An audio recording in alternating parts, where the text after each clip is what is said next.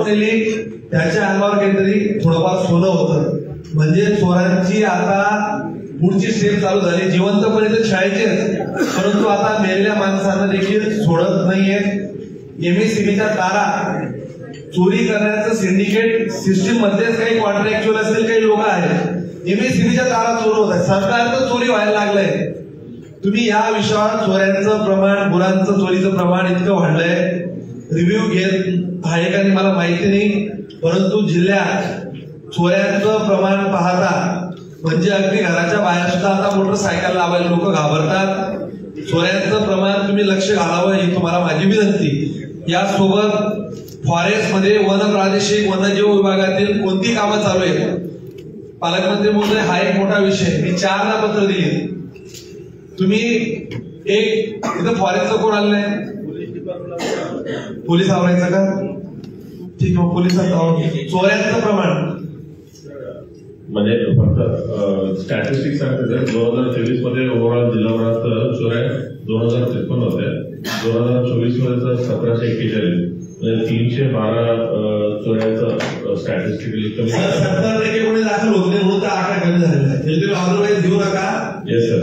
म्हणजे छोट्या मोठ्या चोऱ्यांचा आता काल जी चोरीची घटना घडली, प्रेताचं चोरीला गेलं, तिन्ही करायला लावली म्हणून ते करत नव्हते. सर हा विषय म्हणजे पोलिसांचा धाक जनमानसामध्ये ते होत चाललाय हे दाखवून चाललं. असा विषय आहे म्हणजे या चोरी एसपी साहेब हा फार गांभीर्याने घेण्याचा विषय. मुळामध्ये शेतकऱ्यांचे ताक ज्या पद्धतीने चोरीला जात आहे ते कुठेतरी मालेगावला आणि शिरपूरला ते तार नेले जातात. धुळ्याला नाही, मालेगावला फार मोठं सेंटर आहे. पण सहज रात्री बेरात्री येतात. ज्या दिवशी लोड शेडिंग असतं त्या दिवशी ते तार कट करतात आणि निघून जातात. अशी परिस्थिती असते की त्याच्यानंतर 6 महिने ते तार उपलब्ध होत नाही व पीक त्या शेतकऱ्यांना जळून राहिले. आणि ज्या वेळेला आपण पोलीस डिपार्टमेंटला सांगतो की ही चोरी जर का झालेली असेल तर त्या चोरी करणाऱ्याच्या ठिकाणी सुद्धा काही वेळा आमच्याकडे सांगितलं जातं, पण तिथपर्यंत पोलीस पोहोचत नाही. हा जिल्ह्यातला विषय आहे. हा गांभीर्याने तुम्हाला घ्यावाच लागेल. कारण शेतकऱ्याचा ताराचा आणि पिकाचा सरळ प्रश्न असतो. याच्या संदर्भातला एक विषय असा आहे म्हणजे आता माझ्या पाचोड्याला सांगतो आपल्याला की मागच्या 2-4 वर्षामध्ये 5 वर्षासाठी 3 फ्रॉड कंपन्या अशा आल्या की त्या कंपनींनी 200-500 कोटी रुपयामध्ये फसवणूक करून ते निघून गेले. या सगळ्या फसवणूक झाल्याच्या नंतर आपल्याला विषय लक्षात येतो.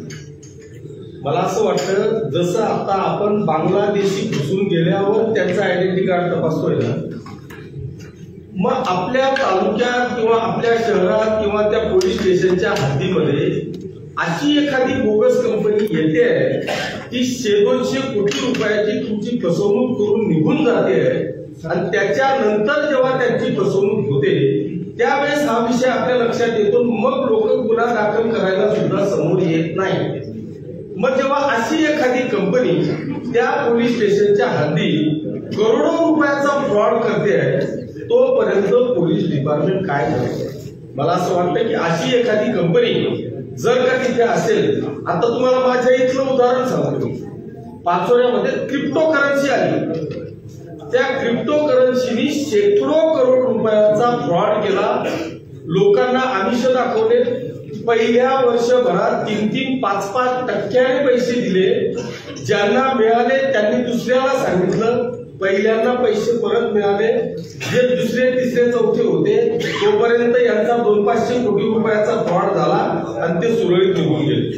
आता एक राहुल माळी नावाचा व्यक्ती जो नाशिकला आहे, आता त्या राहुल माळीकडे 200 कोटी रुपये फक्त माझ्या पाचोरा शहरातल्या लोकांनी 5% आमिषापोटी 200 कोटी रुपये टाकले आणि तो राहुल माळी आता फरार आहे, नाशिकला आहे. कोणीही कंप्लेंट द्यायला कारण त्यांच्याजवळ प्रूफही नाही. त्यांनी फक्त इन्व्हेस्टमेंट केली. मग एवढा आकडा वाढतोपर्यंत किंवा अशा कंपन्या जेव्हा इतक्या करोडो रुपयाचा फ्रॉड करतात मग तोपर्यंत पोलीस स्टेशन काय करतं.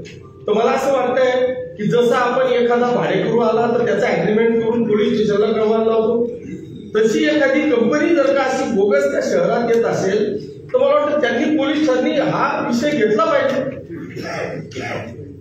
हे सगळं करोडो रुपयाचा फ्रॉड झाल्यानंतर कोणीतरी कंप्लेंट येत असेल तर मग आपण पोलीस स्टेशन नेमकं काय करतो.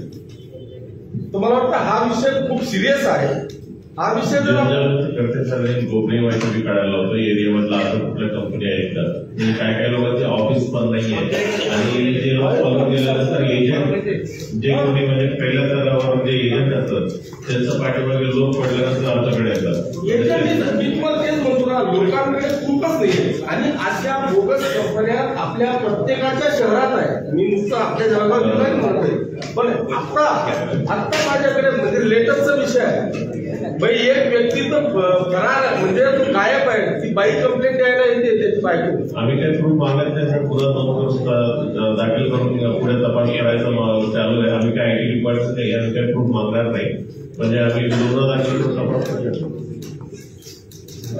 मग त्याच्यात आणखी दुसरा विषय आहे, तुमच्याकडे प्रूफ नाही, तुम्ही आयटी डिपार्टमेंट नाही, मग तो जर का शेकडो करोड रुपयाचा फ्रॉड करत असेल, आपण गुन्हा दाखल केला, आपली तपासाची टीम तिथं गेली ना, त्याला 5-15 द्यायला काही अडचण नाही द्या. तो डायरेक्ट रिटर्न येतो, आरोपी तिकडे जातो.